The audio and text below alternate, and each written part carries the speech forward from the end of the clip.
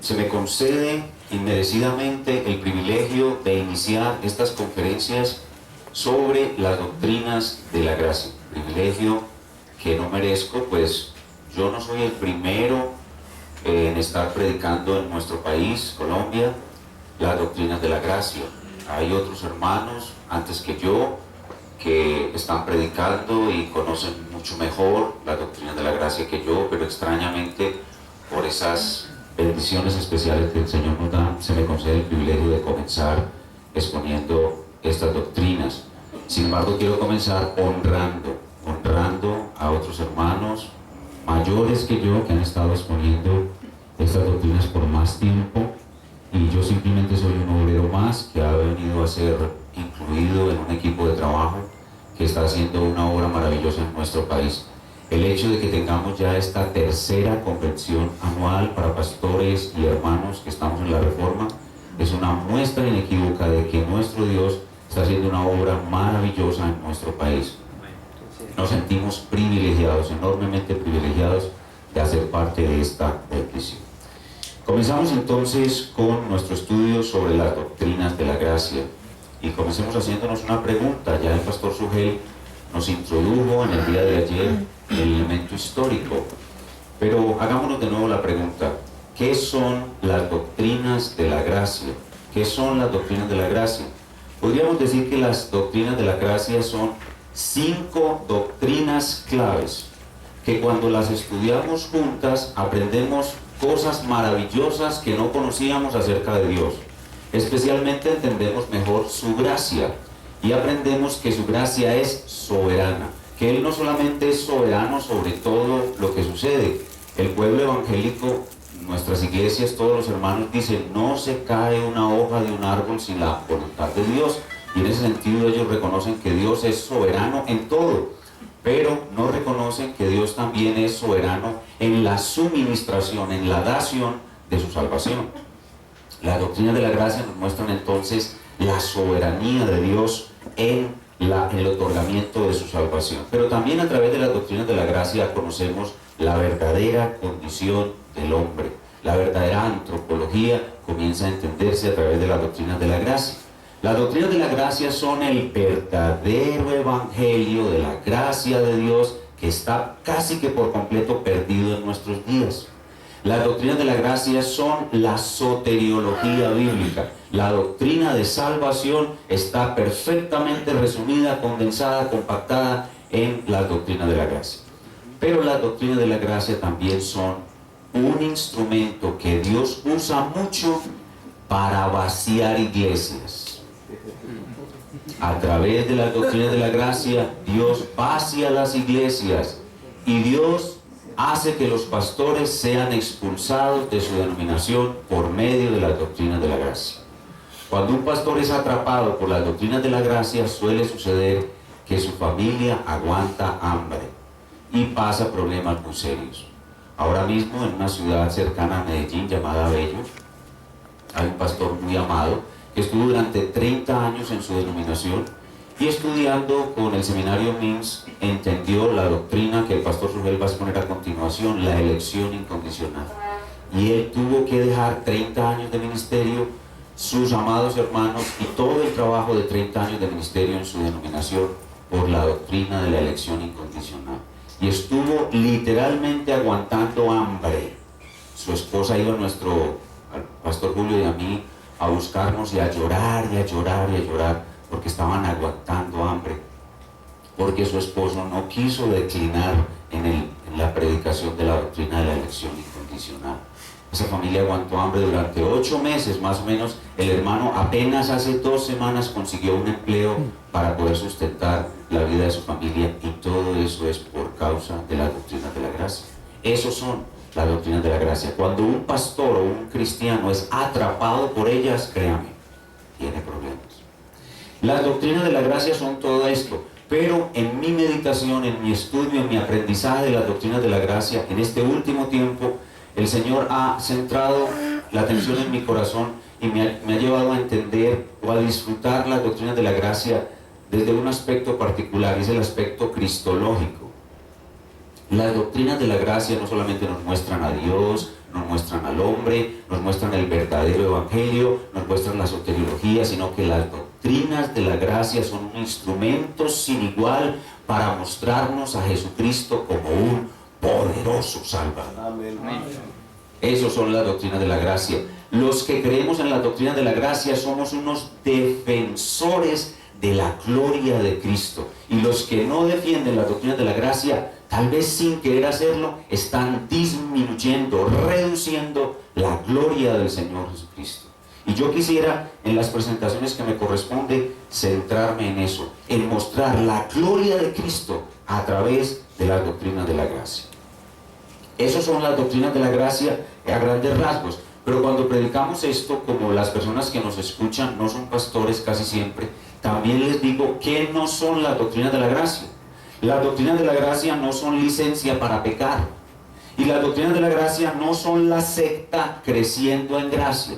No, las doctrinas de la gracia son algo muy antiguo. Es el antiguo evangelio. Ya el pastor Sugel nos ubicaba la noche anterior en el evangelio histórico. Las doctrinas de la gracia no son algo nuevo, son algo histórico. Y esto es importante cuando usted enseña las doctrinas de la gracia en su iglesia, decirle al pueblo de Dios que esto no es nuevo, que esto no es una novedad de algún iluminado del siglo XX. Este es el evangelio histórico, la verdad histórica que ha sido enseñada por la iglesia de Cristo durante siglos. ¿Cuáles son las doctrinas de la gracia? Ayer veíamos, el pastor nos introducía en el acróstico TULI: depravación total, elección incondicional, expiación limitada, gracia irresistible, llamamiento eficaz y perseverancia final. Y a mí me corresponde hoy comenzar con la doctrina de la depravación total humana. Y los que hemos conocido las doctrinas de la gracia, nos pasamos años estudiándolas y aprendiendo de ellas. Y esta doctrina de la depravación total humana, uno está todo el tiempo aprendiéndola, todo el tiempo viéndola, todo el tiempo viendo que es real, que es bíblica, y nunca acabamos de ver cuán profunda y bíblica es lo suficiente.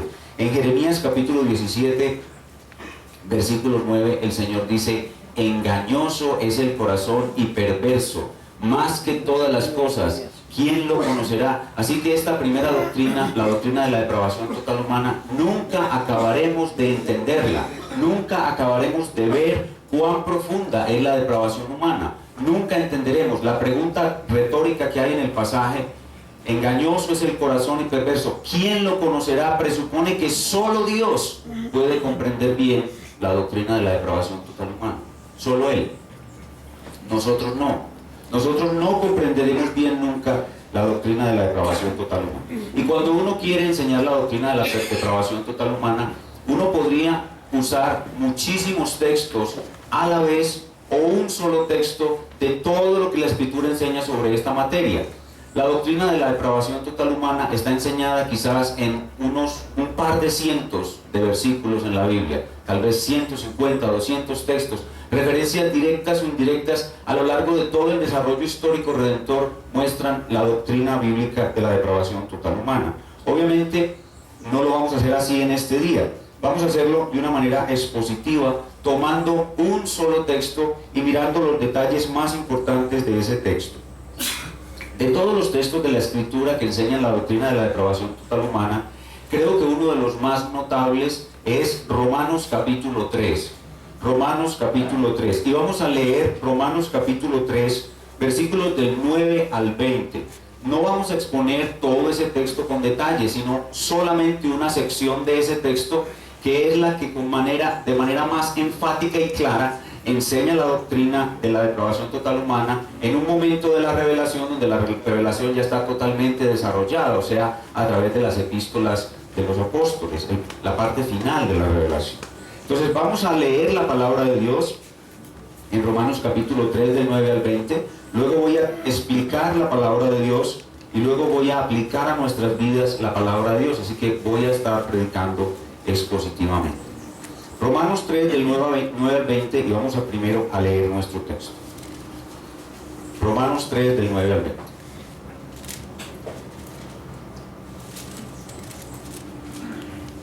Dice la infalible e inerrante y todo suficiente palabra de Dios: ¿qué pues? ¿Somos nosotros mejores que ellos? En ninguna manera. Pues ya hemos acusado a judíos y a gentiles que todos están bajo pecado, como está escrito: no hay justo ni aún uno, no hay quien entienda, no hay quien busque a Dios. Todos se desviaron, a una se hicieron inútiles.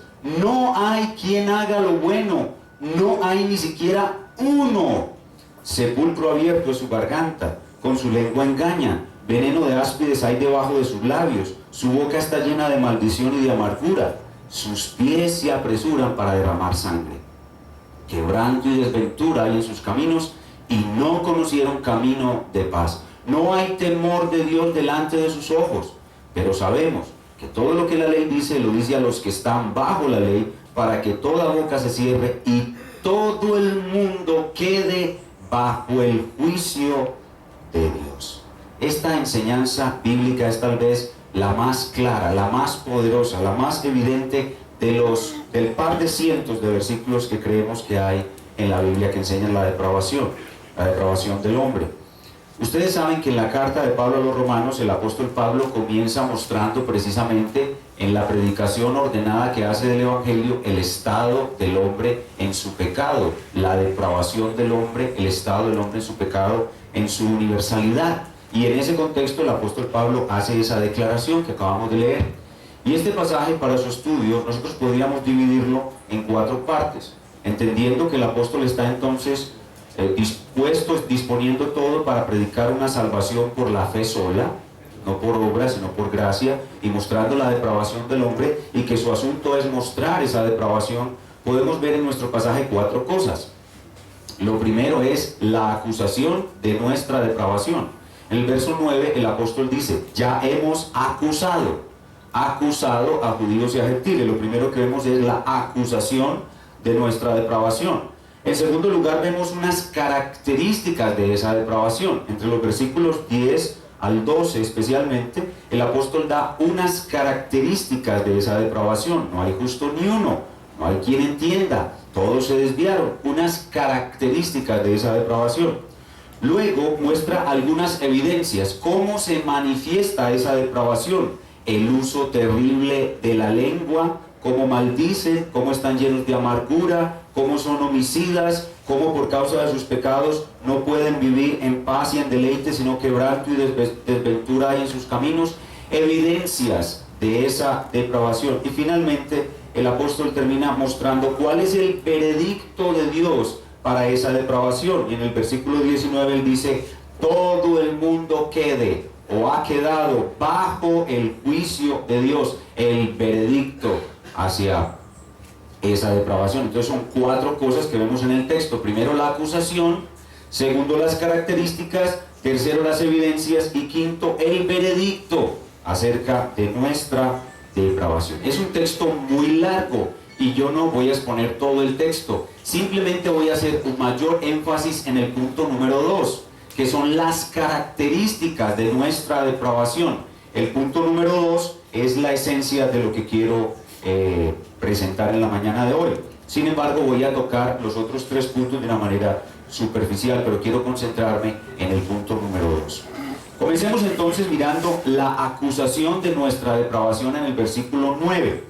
Y sin duda alguna que el apóstol Pablo está hablándonos en este texto en un ambiente de juicio, en un ambiente de tribunal. Es como si él estuviera en el tribunal de Dios y mostrándonos el caso de la humanidad ante Dios, el caso de la raza humana ante su juez. Es un lenguaje de tribunal, es un lenguaje de juez y acusado, es un lenguaje de juicio. Entonces el apóstol comienza con esta acusación ante el juez. Dice el verso 9: ya hemos acusado. Y cuando dice ya hemos, es porque él venía haciéndolo desde atrás. El propósito del apóstol en su exposición de Romanos, como dije hace un momento, es mostrar la culpabilidad del hombre, el pecado del hombre. El hombre está bajo pecado, el hombre está en un estado de depravación.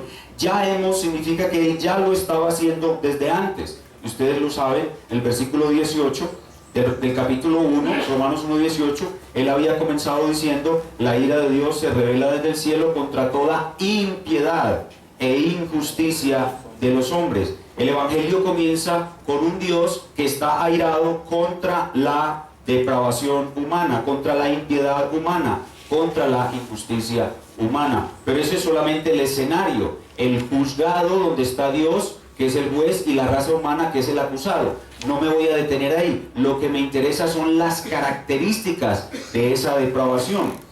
Ya vemos que Pablo, bajo la inspiración, acusa a la raza humana de estar en estado depravado. Pero lo que me interesa aquí y en la exposición de la doctrina a presentar es hasta dónde llega la magnitud de esa impiedad e injusticia de los hombres. Hasta dónde el hombre es depravado. ¿Qué tanto nos afectó la caída de Adán? Pablo ya venía mostrando esa intensidad de la depravación desde el capítulo 1 y estaba presentando esa depravación en 3 categorías. En el discurso de Pablo a los Romanos del 1 al 3, Pablo está mostrando que todos son depravados, pero hay unos que parecen no ser depravados. Entonces él muestra las diferentes categorías en que se presenta esta depravación. Y podríamos decir que Pablo comienza hablando de los que son evidentemente depravados. En el capítulo 1, del versículo 29 al 32, él comienza, ya hemos acusado, comienza acusando y mostrando que hay unos que son evidentemente depravados. Romanos 1:29 dice, estando atestados, evidentemente depravados, atestados de toda injusticia, fornicación, perversidad, y termina con una larga lista mostrando a los que son evidentemente depravados. Pero dice, ya hemos acusado, y hemos acusado a todos, y es porque hay otros que no parecen depravados, pero lo son. Y eso es lo que podríamos llamar los moralistas depravados. Los moralistas depravados, como citaba el pastor Sugel ayer, algunos que sin conocer la ley de Dios parecen estar haciendo lo bueno en el sentido más alto de lo que es bueno, que es para la gloria de Dios. Son moralistas y son las personas que están juzgando en todo momento a los demás. Versículo 1 del capítulo 2. Por lo cual eres inexcusable, oh hombre, quien quiera que seas tú que juzgas. ¿Quiénes son esos que juzgan todo el tiempo? Los moralistas. Entonces también ya hemos acusado a los moralistas, que son también depravados. Verso 14. Porque cuando los gentiles que no tienen ley hacen por naturaleza lo que es de la ley, estos son los moralistas que pueden obedecer superficialmente la ley. Estos, aunque no tengan ley, son ley para sí mismos. Estos son los moralistas depravados. Y el moralista depravado juzga al homicida, pero no sabe que él con su odio también lo es. Por eso Pablo dice que en lo que juzgas te condenas a ti mismo. Entonces ya él está acusando a los depravados, al evidentemente depravado, al moralista depravado, pero todavía le falta un elemento, una persona, un personaje por acusar. Algunos que probablemente pudieron no estar depravados, porque eran los que estaban más cerca de Dios, los que tuvieron la ley moral de Dios, los que hubieran podido ser excluidos de la categoría de depravados. ¿Quiénes son? Obviamente, los judíos. Entonces, él acusa al evidentemente depravado, acusa al moralista depravado y ahora acusa al judío y le dice que él también está depravado. 2:17. He aquí, tú tienes el sobrenombre de judío y te apoyas en la ley y te glorías en Dios. 21. Tú pues que enseñas a otro, no te enseñas a ti mismo. Tú que predicas que no se ha de hurtar, hurtas. Tú que dices que no se ha de adulterar, adulteras. Tú que abominas de los ídolos, cometes sacrilegio. Tú que te jactas de la ley, con infracción de la ley deshonras a Dios. 24. Porque como está escrito, y aquí está la depravación del judío, el nombre de Dios es blasfemado entre los gentiles por causa de vosotros. Entonces, el evidentemente depravado, ya lo hemos acusado. Al moralista depravado, ya lo hemos acusado. Al judío, que también es depravado. Los privilegios que recibió, el estar cerca de Dios, el recibir su ley, ni siquiera eso lo excluye a él de esa gran categoría de depravación que Pablo nos está mostrando. Y si Dios nos acusa a todos de que somos depravados, es porque nosotros somos responsables de ello. Y hay que recordar siempre que estamos hablando de estas doctrinas lo que el pastor Sugel enfatizaba ayer: la responsabilidad del hombre. El hombre y solo el hombre es el único responsable de su depravación. Y eso hay que insistirlo todo el tiempo, que la responsabilidad absolutamente es del hombre. Esta es la acusación de nuestra depravación que abarca a todos y empieza a mostrarnos qué tan depravados estamos en sus modalidades. Pero ahora en el segundo punto el apóstol se concentra más en las características, ya no tanto en las modalidades, que son el evidentemente depravado, el moralista depravado y el judío depravado, digamos que son como modalidades. Ahora en el segundo punto se concentra más en las características de esa depravación. Y eso es lo que está en los versículos 10 al 12 del capítulo 3. Dice entonces el apóstol: como está escrito, no hay justo ni aun uno, y comienza a listar una serie de características. Hermanos, cuando uno observa estas características, uno nota a simple vista en la observación general de estas características dos cosas: que hay unas características que podríamos llamar generales o universales. Hay unas que podríamos llamar generales o universales y hay otras que podríamos llamar específicas. ¿A qué me refiero con generales o universales?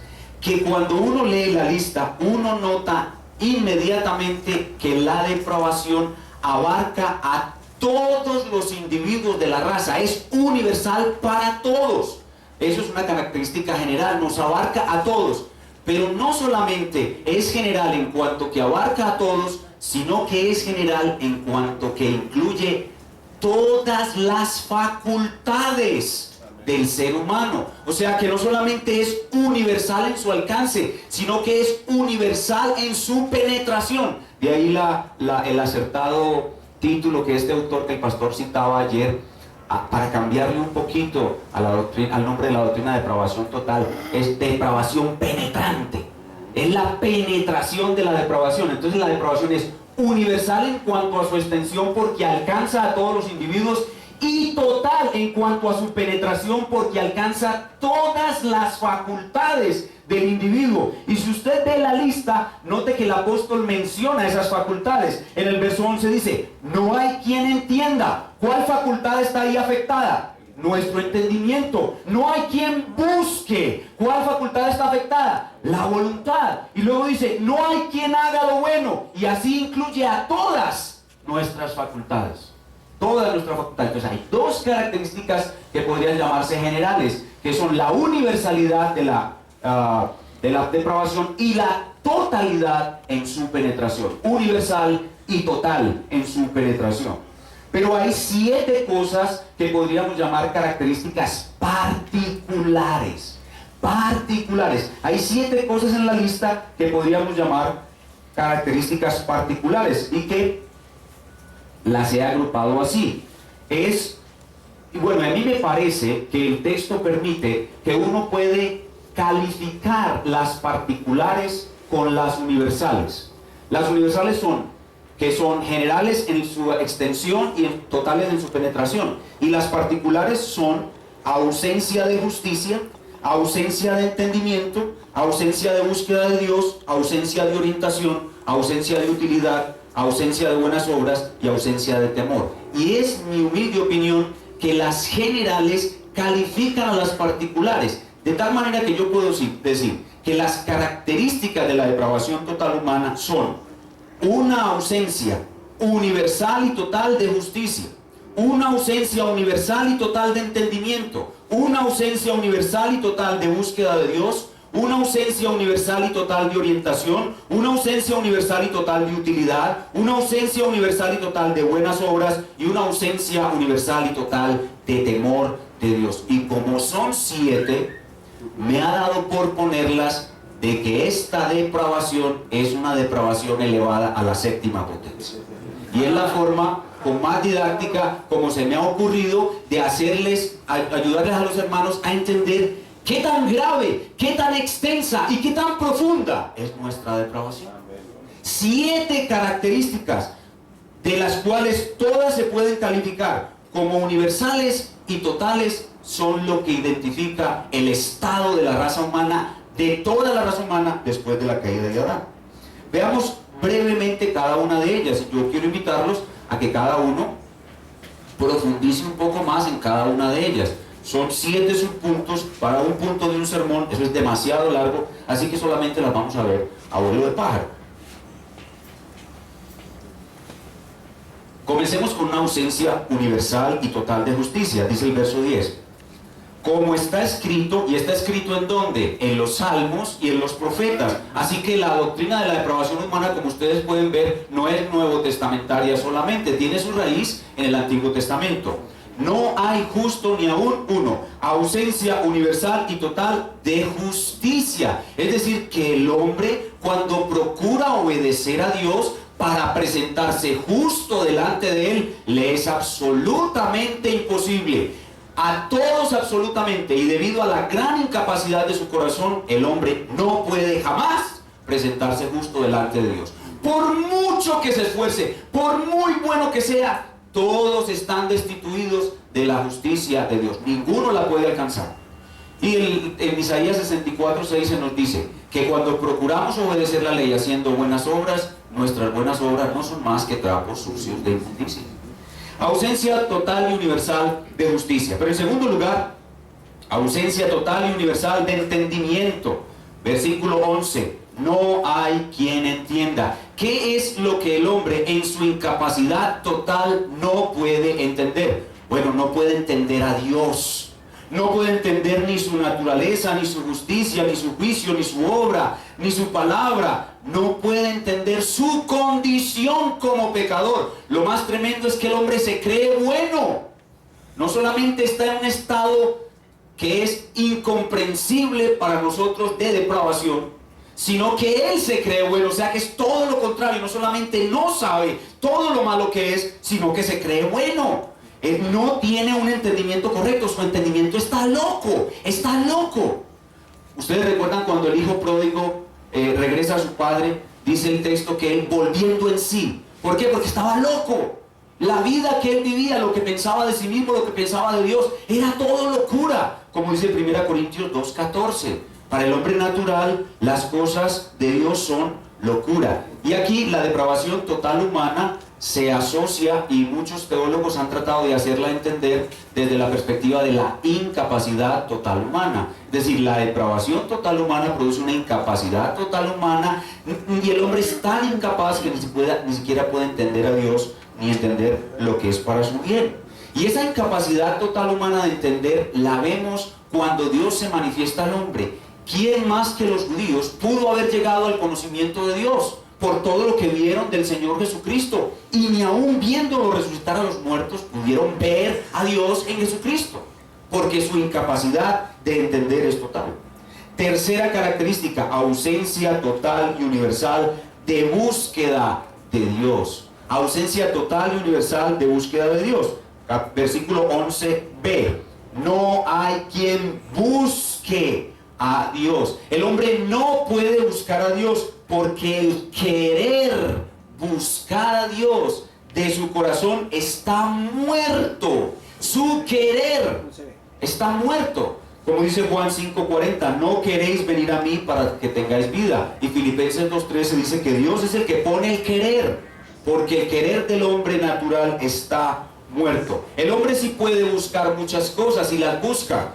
Busca la felicidad, busca los favores de Dios, y por eso muchos van a la iglesia, pero no puede buscar a Dios. Juan 6:44, ninguno puede venir a mí a menos que el Padre le trae. Entonces hemos visto ausencia total y universal de justicia, ausencia total y universal de entendimiento, ausencia total y universal de búsqueda de Dios. En cuarto lugar, ausencia total y universal de orientación.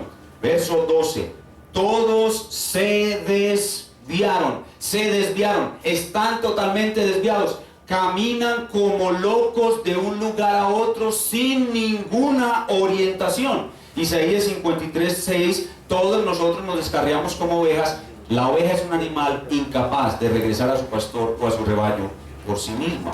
Y en el verso 17 aclara diciendo, y no conocieron camino de paz. Al hombre le es imposible encontrar el camino de la paz porque su sentido de orientación está totalmente perdido. Ausencia total y universal de orientación, obviamente, hacia las cosas de Dios. No se trata de la orientación del hombre en el tiempo, en el espacio, no, hacia las cosas de Dios. Quinta característica, ausencia total y universal de utilidad. Versículo 12b, dice, todos se desviaron, a una se hicieron inútiles. Ausencia total y universal de utilidad. Los hombres delante de Dios somos como una cosa inútil. No servimos para nada. Como decíamos ahora de las buenas obras nuestras, que son como trapos de inmundicia delante de Dios cuando no somos creyentes, somos como la basura. Somos totalmente inútiles. No tenemos utilidad, carecemos de toda utilidad. Sexta característica, versículo 12c, ausencia total y universal de buenas obras. Dice, todos se desviaron, a una se hicieron inútiles, no hay quien haga lo bueno, no hay ni siquiera uno. El hombre nacido después de la caída no puede hacer nada bueno en su sentido más alto, como nos explicaba ayer el pastor Sugel, para la gloria de Dios. No es que él no pueda hacer cosas buenas, como bien nos explicaba el pastor.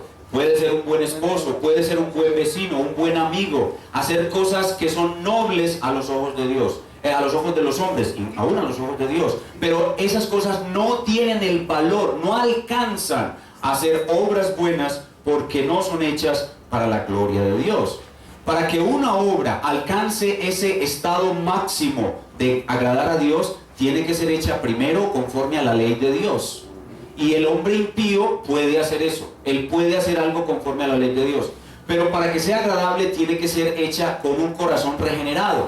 Hebreos 11:6, sin fe es imposible agradar a Dios. Y en tercer lugar, que es la cumbre de toda buena obra, debe ser hecha para la gloria de Dios. Todo lo que hacéis, sea comer o beber, háganlo para la gloria de Dios. El hombre natural no puede hacer eso. Y por eso es que todas sus obras no son apreciadas por Dios en el sentido más alto de lo que es una buena obra. Y cuando vemos la doctrina de la depravación humana trazada en la historia, como nos mencionaba ayer el pastor Sugel, el primero que comenzó a enseñarla y a exponerla claramente, a sistematizarla, fue San Agustín. Y él describió, que está en la Confesión de Fe de Westminster y de Londres, los 4 estados de la naturaleza humana. Y en los 4 estados de la naturaleza humana, Agustín definía la posibilidad que tiene el hombre de hacer o no hacer buenas obras. Cuando Adán fue creado, él podía pecar y podía no pecar. Pero una vez Adán pecó, él y toda su descendencia no puede no pecar. Y ahora el hombre regenerado otra vez puede pecar y no pecar, y cuando estemos en gloria no podremos pecar. Esa es la forma como él presentaba el estado de la depravación humana en las cuatro estados de la naturaleza humana. Hemos visto entonces ausencia total y universal de justicia, ausencia total y universal de entendimiento, ausencia total y universal de búsqueda de Dios, ausencia total y universal de orientación, ausencia total y universal de utilidad. Vamos en la sexta, ausencia total y universal de buenas obras, y terminamos con la séptima, ausencia total y universal de temor de Dios. Versículo 18, no hay temor de Dios delante de sus ojos. Los hombres no tienen temor de Dios, no tienen temor del juicio de Dios. De hecho, cuando el Espíritu Santo viene a ellos, Él los convence de pecado, de justicia y de juicio, pero el hombre por sí mismo nunca tendrá temor de Dios. Esta es una forma completa, comprensiva, descriptiva de nuestra depravación, que está incluida dentro del texto, es una parte del texto. Pero la Biblia se ocupa de presentarnos toda esta depravación de una manera compacta, y lo hace con una sola palabra. La depravación total del hombre es presentada por la Biblia de una manera metafórica con una sola palabra. La Biblia dice que el hombre nacido de Adán nace muerto. Está muerto. Y esa palabra muerto abarca todo lo que hemos dicho hace un momento. Lo comprende en una descripción metafórica y gráfica. Veamos Efesios capítulo 2, versículos del 1 al 10.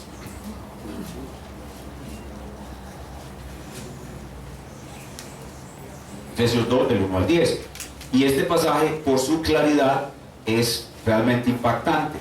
Efesios 2, del 1 al 10, dice: y Él os dio vida a vosotros cuando estabais, ¿qué? Muertos en vuestros delitos y pecados.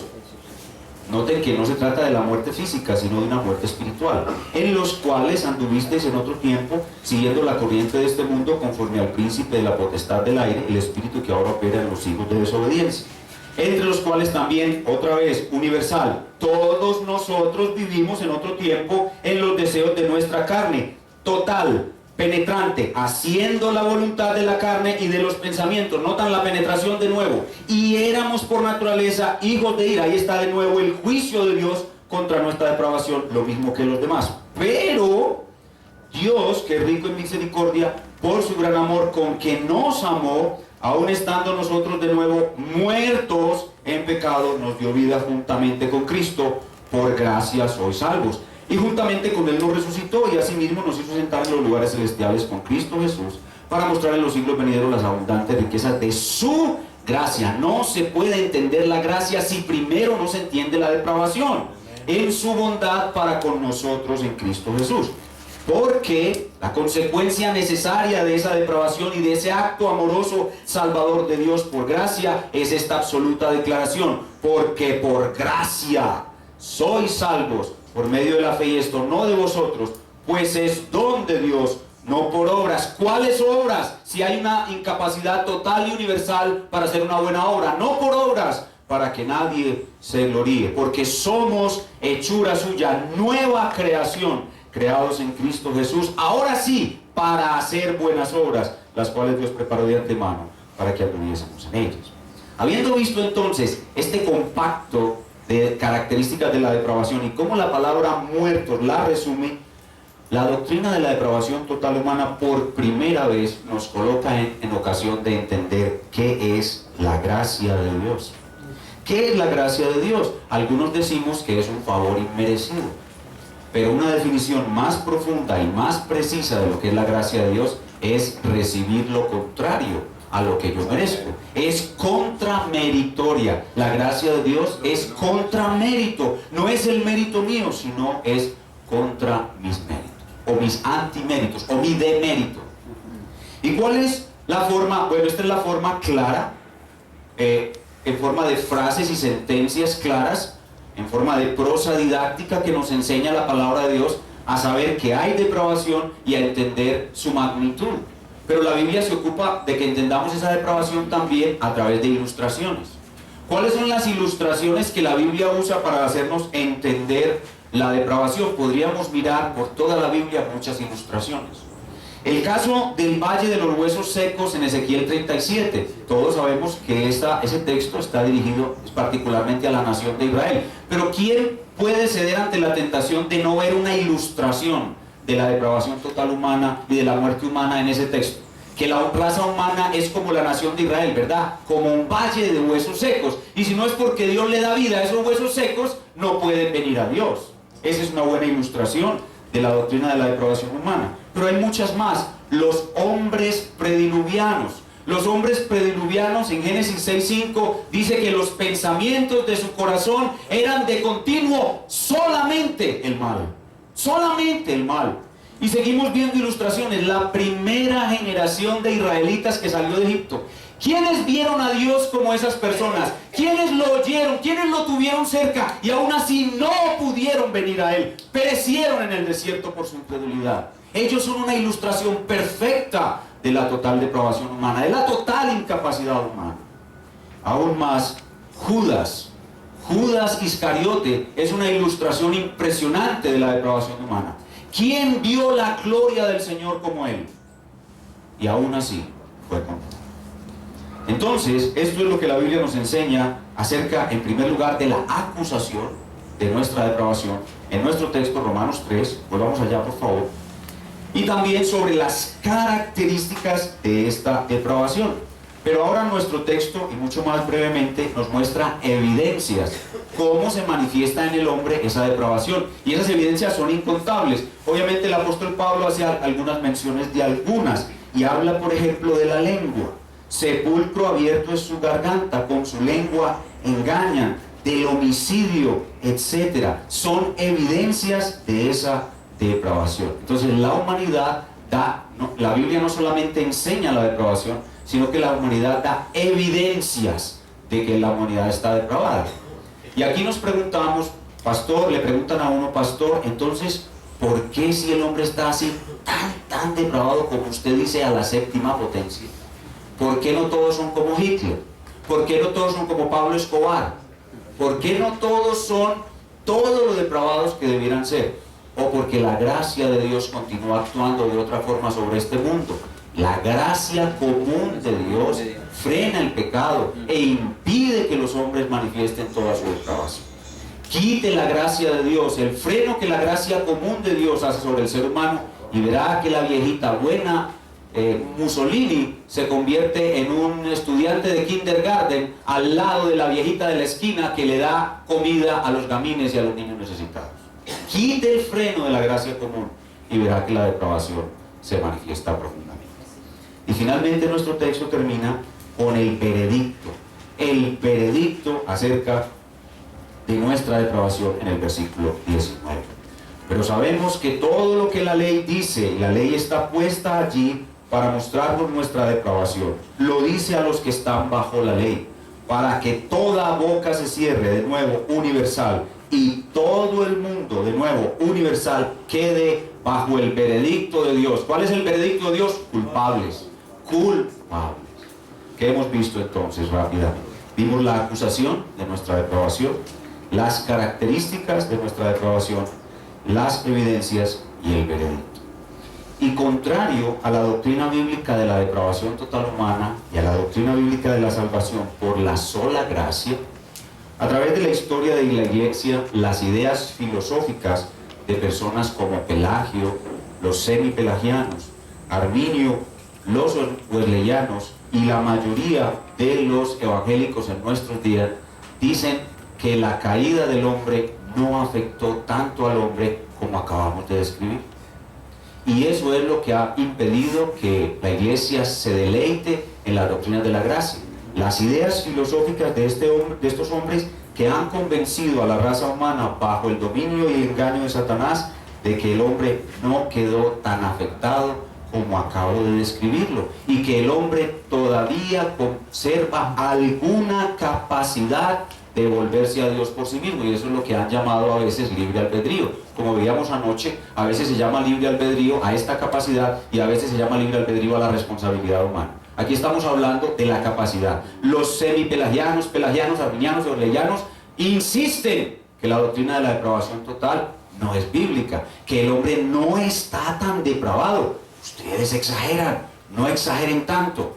El pelagiano dice que el hombre no fue afectado, que el único que fue afectado fue Adán. El semipelagiano o arminiano dice que sí fue afectado, pero conserva la capacidad de volverse a Dios. Y el agustiniano, calvinista, reformado, como quiera llamarlo, él sostiene lo que acabo de exponer, la doctrina de la depravación total humana. Y aquí es donde viene lo que el Señor me ha permitido disfrutar en estos últimos años al meditar en esta doctrina, la gloria de Cristo. ¿Por qué? Porque para el pelagiano, ¿quién es Cristo para un pelagiano? Es simplemente un hombre bueno, un modelo a imitar. Para el arminiano o semipelagiano, ¿quién es Cristo?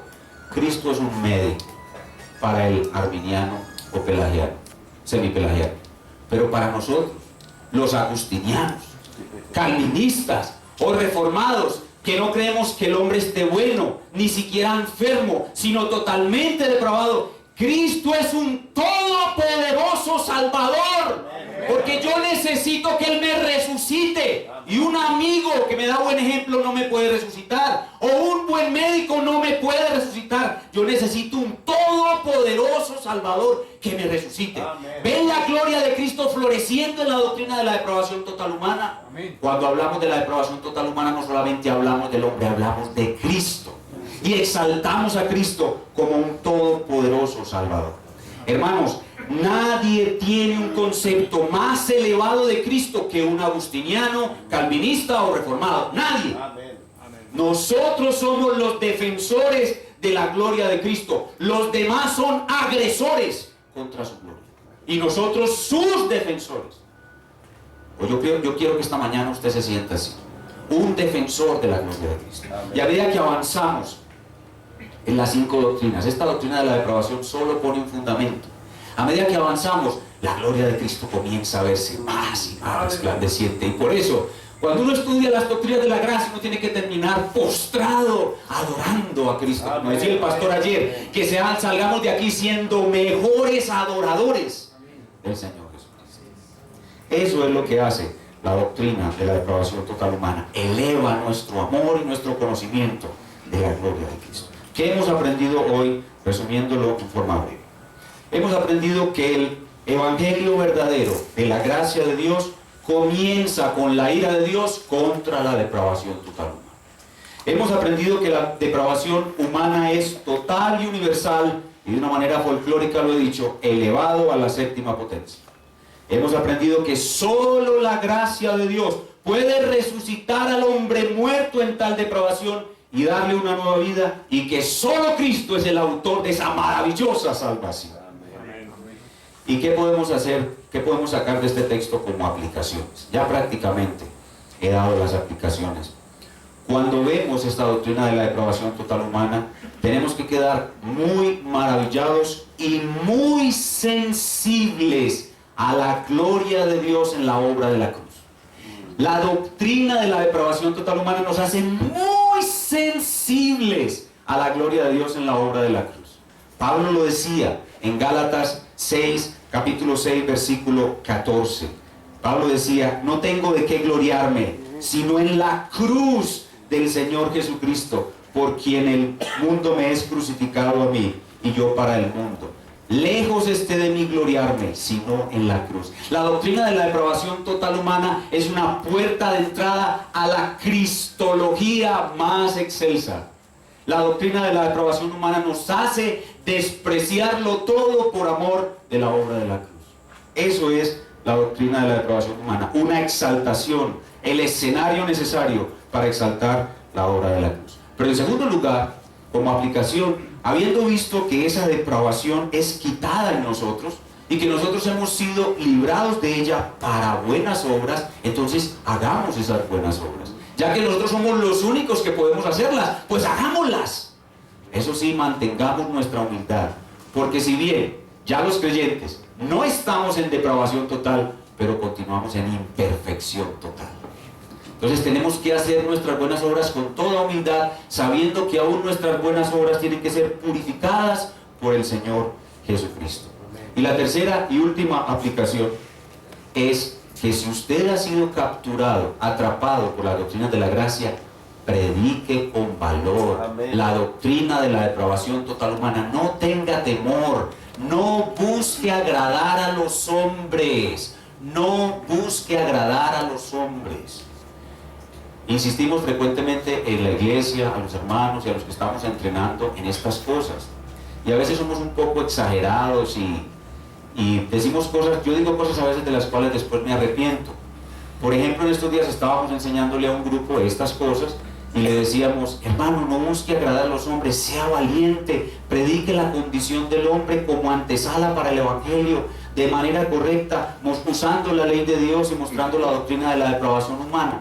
Y sabe que si su jefe es una eminencia, un PhD, y usted le quiere compartir del evangelio de Jesucristo, no vaya y le diga: doctor, Dios lo ama y tiene un plan maravilloso para usted. Dígale: doctor, usted es una rata inmunda.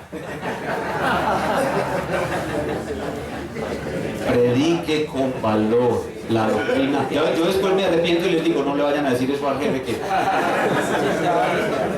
Pero ustedes me entienden lo que quiero decir, ¿verdad? Prediquen con valor la doctrina de la depravación total humana. Hermanos, el Señor nos ha llamado a predicar con valor la doctrina de la depravación total humana. Pablo dice: si yo busco agradar a los hombres, no soy siervo de Jesucristo. Así que los invito a ser valientes y a predicar la doctrina de la depravación total humana. Puestos de pie, mis hermanos, vamos a terminar en oración.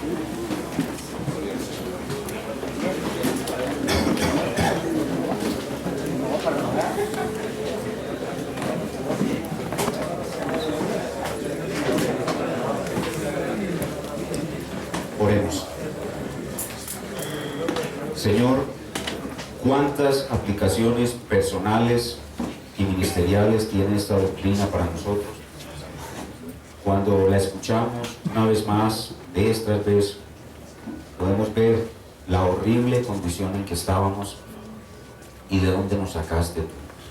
Como dice la Escritura, tú eres el que rescata del hoyo mi vida. Hoy hemos visto una radiografía del hoyo y podemos entenderlo mucho mejor. Y podemos estar mucho más agradecidos con Cristo y empezar a considerarlo, empezar a considerar que nuestro aprecio por Cristo realmente es mínimo, que le amamos muy poco y le admiramos muy poco, y de eso quizás tengamos que arrepentirnos, porque no le conocemos verdaderamente en su gloria, en su grandeza. Oh Señor, si tú quitases el velo de nuestra ignorancia que aún no nos permite ver la grandeza de la gloria de Cristo, y nos mostraras esa obra maravillosa, gloriosa, todopoderosa, invencible y perfecta que Él ha hecho para salvarnos a nosotros que estábamos en una condición de total depravación. Oh Señor, permite que esas dos palabras o tres palabras que son una declaración teológica, depravación total humana, sean comprendidas por nosotros en el transcurso de nuestras vidas, de tal manera que nuestro aprecio y amor por Cristo crezca. Amén. De tal manera que podamos seguir siendo humildes hasta el final de nuestras vidas, y de tal manera que estemos dispuestos a dar nuestra vida por la obra de Cristo, ser defensores de su gloria, no buscar agradar a los hombres, sino morir predicando la gloria de nuestro Señor. Amén. Gracias porque estás haciendo en estos hombres que están aquí, en la mayoría, una obra de enseñanza, en otros una obra de confirmación y en otros una obra de deleite.